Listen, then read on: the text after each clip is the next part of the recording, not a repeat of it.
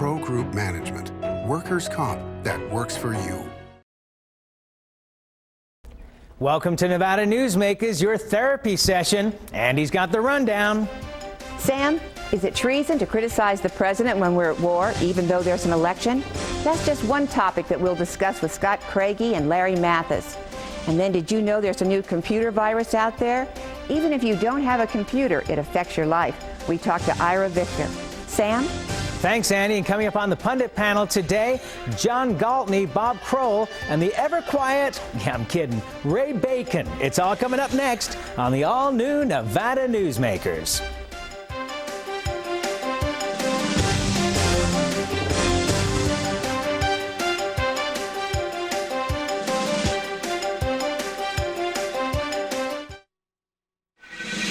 Nevada Newsmakers, brought to you in part by Charter Communication.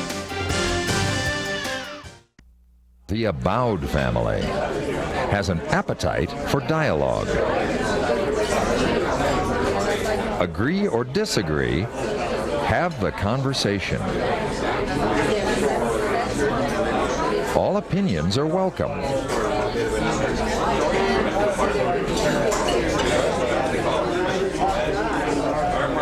Since 1977, Adele's.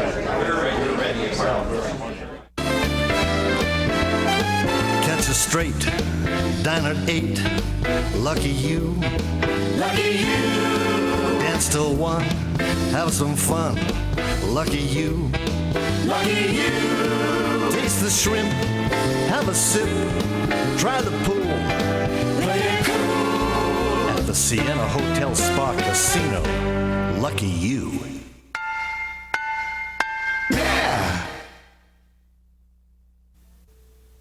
The biggest risk your company can take. Well, Barbara, you did very well on your interview. Hiring employees can help your business get to the next level. And your resume looks outstanding. And it can also expose you to corporate crimes and costly lawsuits that can bring your company to its knees. So, we'd like to offer you a position. Before you hire another employee, hire the professionals at Employer Links. Call today to get our free CD-ROM, The Top 8 Risk of Hiring Employees. If you own a business and want to maximize your company's potential, join the Retail Association of Nevada. Our membership benefits include the Nevada Retail Network Self-Insured Group, providing workers' compensation coverage that can lower your rates. That savings can go directly to your bottom line. We are an effective pro-business organization that lobbies on behalf of our business members. The Retail Association of Nevada, protecting Nevada businesses for 35 years. Call 882-1700 to see what we can do for your organization. This is Nevada Newsmakers with Sam Shad, political analyst Ande Engleman on No Holds Barred Political Forum. Now, from the News 4 Broadcast Center, here's Sam Shad. And back on Nevada Newsmakers, going to have a very interesting first segment here. Not that it's not always interesting. Scott Craigie is here, president of Alrus Consulting, and Larry Mathias, who's the executive director of the Nevada State Medical Association.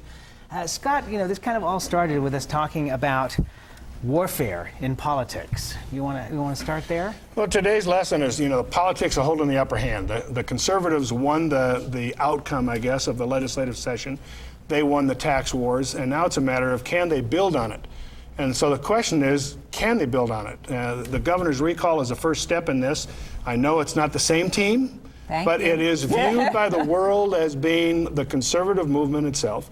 And in that situation, the governor's recall will be the first major movement out there, and it's going to be their first loss. They can't afford too many losses.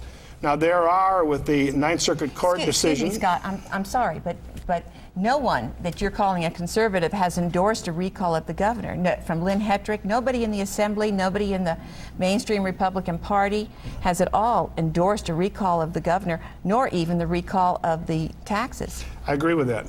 The perception, though, is that these are the folks that were fighting the governor on taxes. The governor was in there working for what he thought a reasonable tax plan that grows with growth and handles the needs in the future. This whole revolution is started on that one issue, and it falls back on that group of folks. And whether we like it or not, it will affect every mainstream Republican leader, how this revolution through all of these ballot initiatives plays out. You know, that's not what Senator Raggio had to say last week in an interview. You know, he claimed they won, that the mainstream Republicans won, not the conservatives, that the mainstream Republicans won because they didn't have the gross receipts tax, but they did raise the taxes that were necessary. Even the governor said to Scott and said to Sam and myself last week that you know, he was pleased with what they got from the legislature. And the difference is I don't face voters next year. And I'm not certain I buy that. I'm not sure there were any winners. I think the real loser was the process and the confidence of the public that in fact this political system we've got actually works to create government that works. It's nice to spin it now, but government was out of control. And I'm not sure it's in control. Why do you think it was out of control? I think the sense was that what you had was both parties going to their base and leaving in the middle the people in the middle. That in the past, what usually happens is that at some point there's a need to take your principles, take your issues, prioritize them, and find a way in the middle to make government work. And what we've seen over the last several sessions, really since the mid-90s, has been a gradual erosion of that ability to work it out and to make government work, because there are people now who can be elected. There are interest groups now that spend a lot of money to try to not to make government work, but to stop government from working on things that they don't like. But don't you think some of that has to do with the fact that we aren't having any decent campaigns? Instead of arguing about the taxes during the campaign, if the Democrats had put up an opponent to the governor and we'd had this debate during the campaign, then we wouldn't have needed so much to debate it during the session. But what's happening in the campaigns, and we talked about this when we did a segment about 2-3 weeks ago, all of us. What's happened here is that the way reapportionment was done, we've created a system now that polarizes, where people are more vulnerable from their side of the... Ray Rawson is more vulnerable from the right than he is from the left. Many Democrats are more vulnerable from the left than they are from the right because of the way their districts are set up. It's a polarizing effect, and these ballot initiatives are going to polarize it further, just as we've seen in California. But you know what's going to happen down the road here, and I'm not sure how far down the road, but as we continue with this endless cycle of tax cutting, not wanting to raise taxes, not wanting to pay for the services that those taxes provide, you're going to end up with a lot of people in the poor and middle classes losing out on services that they desperately need, and they are going to form their own movement, whether it's within the traditional parties or not, to be able to find a way to market back to the public that taxes are not all bad, that they provide services and we use. I totally agree with that, but we're not talking about what's reasonable or appropriate. I'm on your side and Larry's side on this. I think services need to be enhanced. Larry does too. But government is becoming more polarized and unrealistic. Larry, I think that it's not about the taxes. I think taxes are simply the current rhetorical symbol of the anti-government collection of issues. And it's a shorthand way to say that it's about government and it's about how you govern. People can be elected running against government. People can govern in this country and do, which is why we're seeing some real disintegration of public trust by saying that they are against the government that they are governing.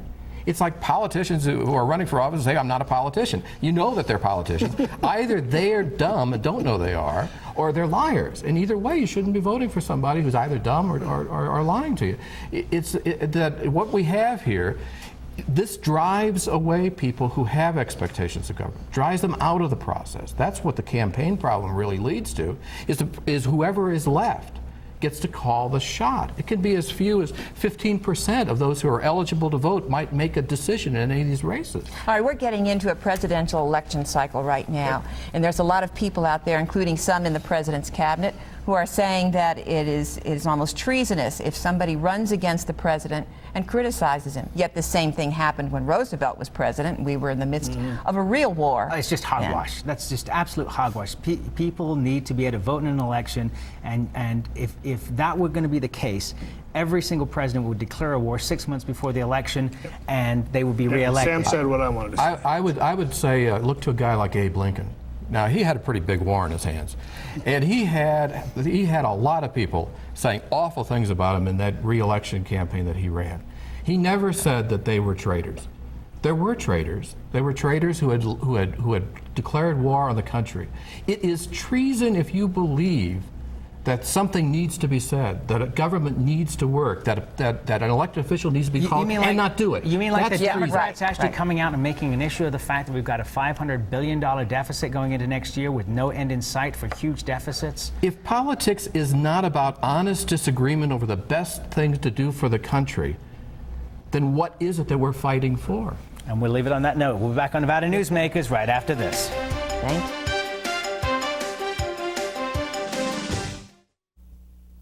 Interest rates remain at all-time historic lows. Now's a great time to purchase or refinance in the Northern Nevada area. Hi, I'm Valerie Hedlund, Operations Manager of CTX Mortgage. We pride ourselves in giving face-to-face service, local processing, local underwriting, immediate loan approvals in a private and professional office setting. We at CTX choose to do business differently. This is our local team of processors and operations staff that are dedicated to providing you the highest level of service. Please call any of the loan officers on our CTX team. Would you like to savor a Trento pork chop? Or maybe pasta rags with grilled chicken? Hugo's Tuscan Grill at DeAndrea is a celebration of color, flavor, and freshness. Each dish is created from natural, wholesome foods that is delicious and nutritious. Hugo's is a comfortable restaurant with breathtaking city views. If you enjoy great food and good company, visit us here at Hugo's. It's the best that dining can be. 2900 South DeAndrea Parkway in Sparks. Welcome to Sushi Club, best sushi in town. The Sushi Club in Independence Square uses the best quality products. The sushi is dynamite, and the service is just wonderful. The Sushi Club is bigger and better. We have 11 sushi chefs on staff, and the service is great. All your friends will tell you that Sushi Club is the best place for the best sushi. Come join us for lunch or dinner. The Sushi Club, 294 East Moana Lane in the Independence Square.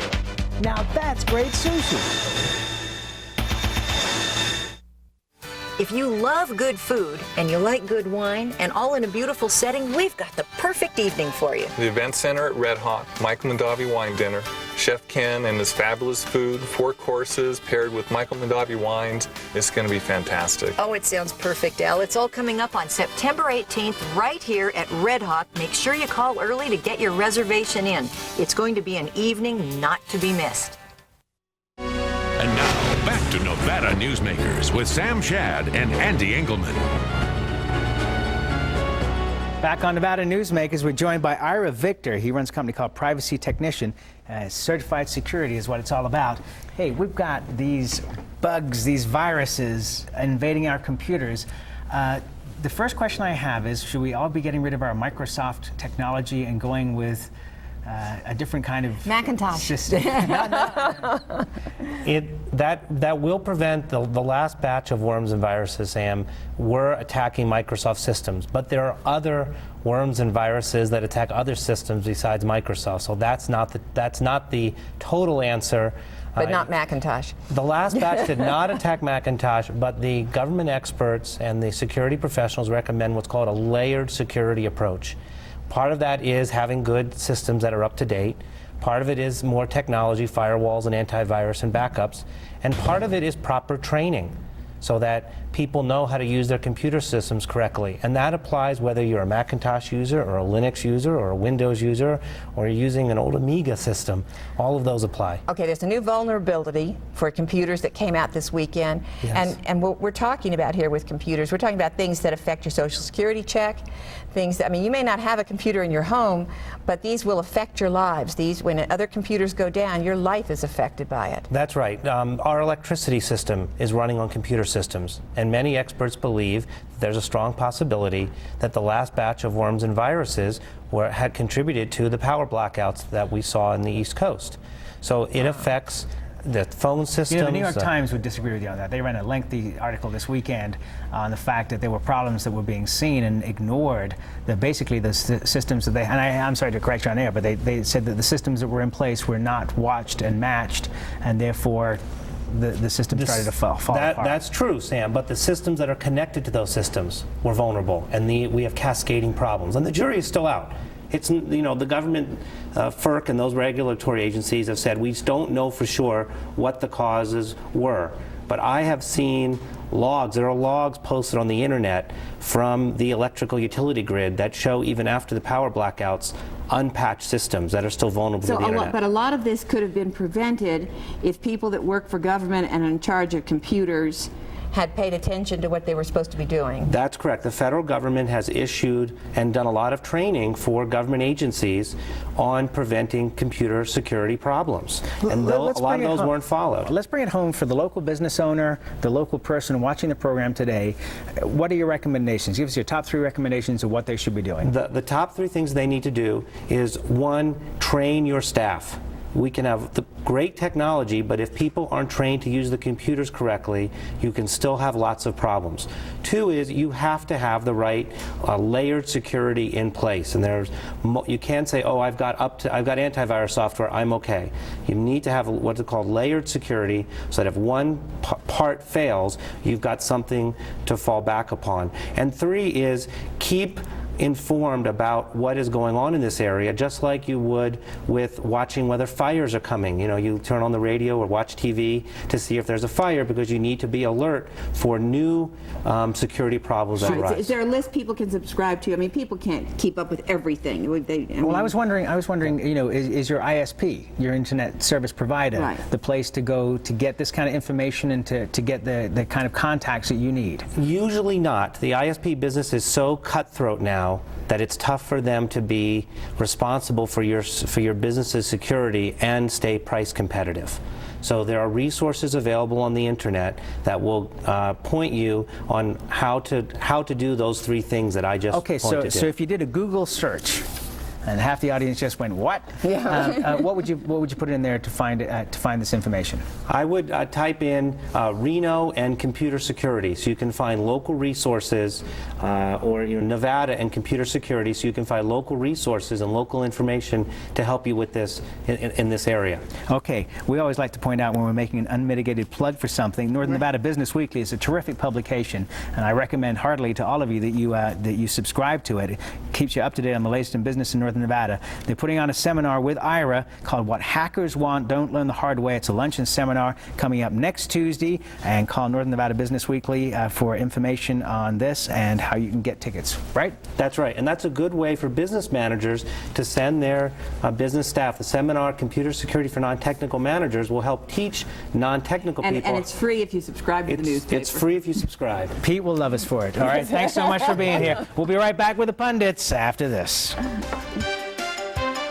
Before you head to Carson, take care of yourself with a visit to Tamarack Junction. Catch a hot cup of coffee and the morning news on one of our 32 TVs and enjoy the best food in South Reno. Tamarack Junction, your junction for fun. South Virginia and Amati Ranch Parkway. The Abowd family has an appetite for dialogue. Agree or disagree, have the conversation. All opinions are welcome.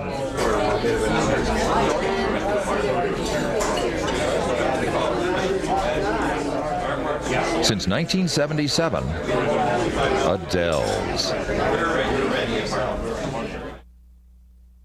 Today's lesson, another reason to take the Gold Rush Club Card Challenge. With the Gold Rush card, you really have 3 cards in one. Use your cash back. You still keep your comps and drawing tickets. Use your comps. You still keep your cash and drawing tickets. And with your drawing tickets, you could win thousands in cold hard cash every week. And still keep your cash back and comps. Does your club add up? Graduate to the Gold Rush Players Club. It's the smart thing to do. The Gold Dust West, south on Keystone, east on 4th.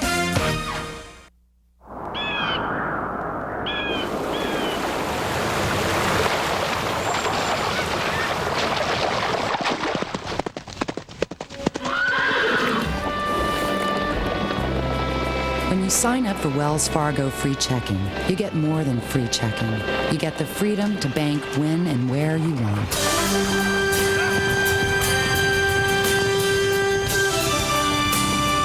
Wells Fargo, the next stage.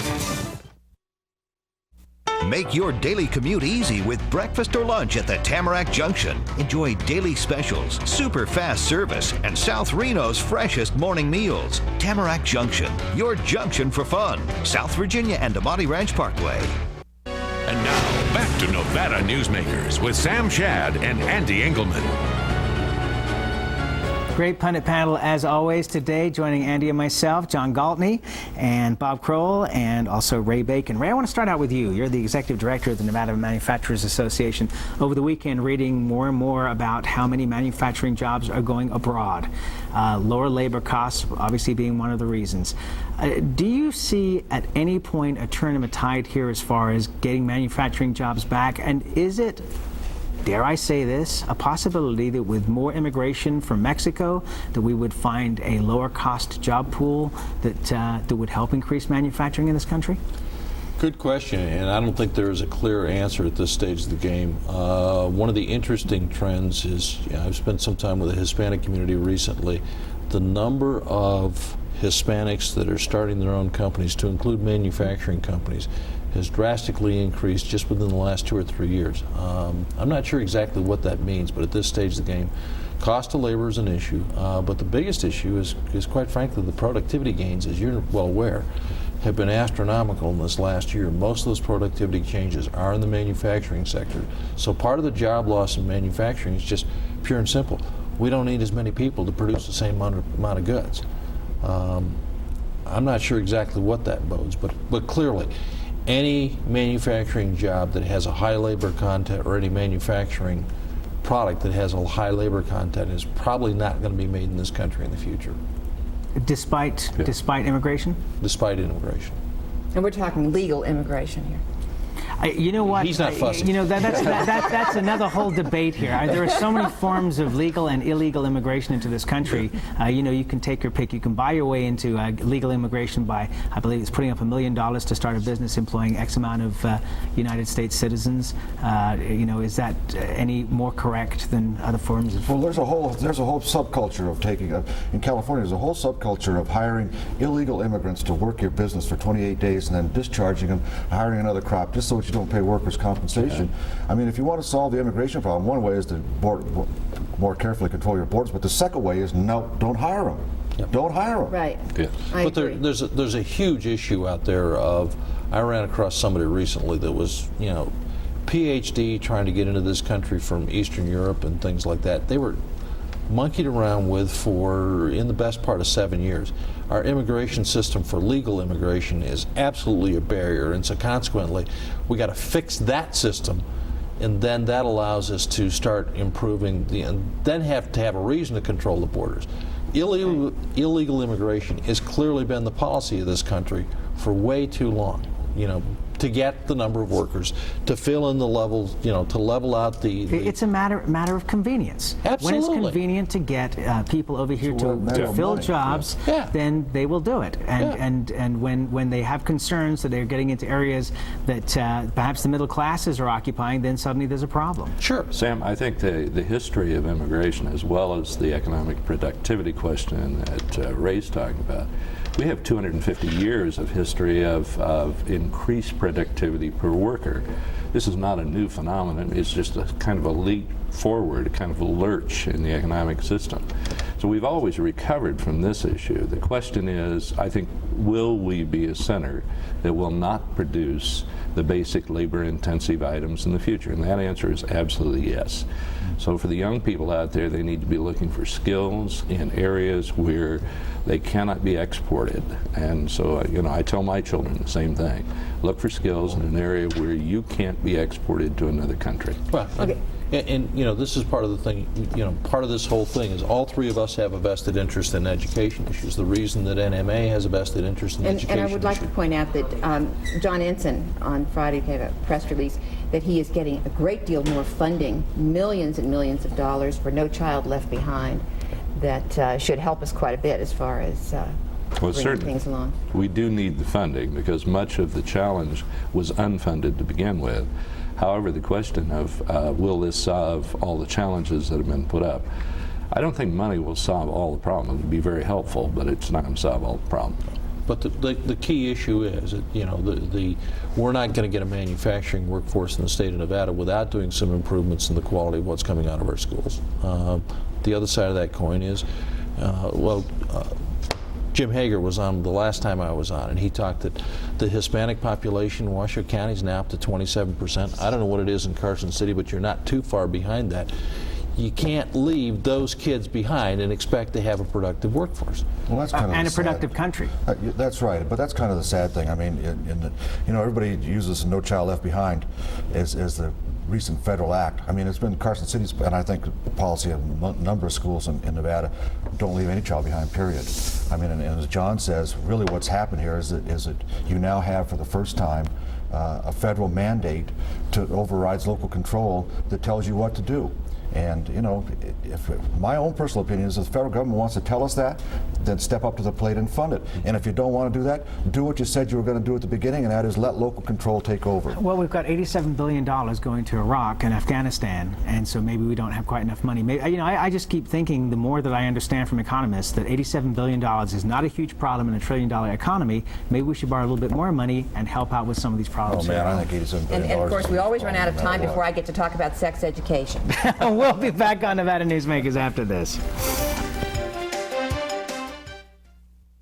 Big Apple Pizza, best pizza in Nevada. Take one. Today we're making homemade meatballs for a meatball parm. You like cheesesteak? I think you're like in South Philly right now. It's the best cheese ever made. Now that's how a Philly cheesesteak's supposed to look. And here's little Cole. This is authentic. We'll throw some pepperoni in here. Not going to be shy about it. I bet you guys didn't know I could do that. Don't skimp on the toppings. Authentic as it gets. Big Apple Pizza and Subs on the corner of Bering and McCarran. A New Jersey guy knows how to make an East Coast pizza.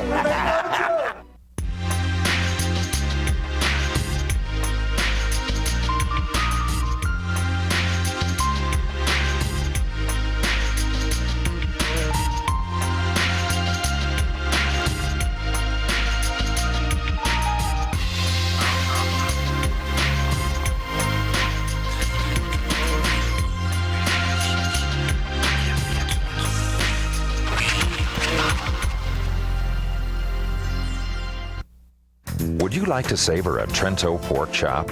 Or maybe pasta rags with grilled chicken? Hugo's Tuscan Grill at DeAndrea is a celebration of color, flavor, and freshness. Each dish is created from natural, wholesome foods that is delicious and nutritious. Hugo's is a comfortable restaurant with breathtaking city views. If you enjoy great food and good company, visit us here at Hugo's. It's the best that dining can be. 2900 South DeAndrea Parkway in Sparks. It's America's largest historical district, and it's fun for the entire family. Virginia City is where the West comes alive every day, from train rides to gunslingers.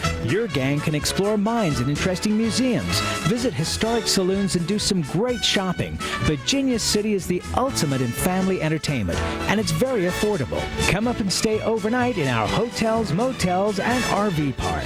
Virginia City, the Wild West at its best.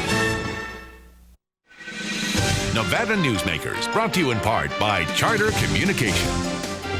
You piqued my interest. Do you want to talk about sex education? No, we got to talk about tomorrow's show.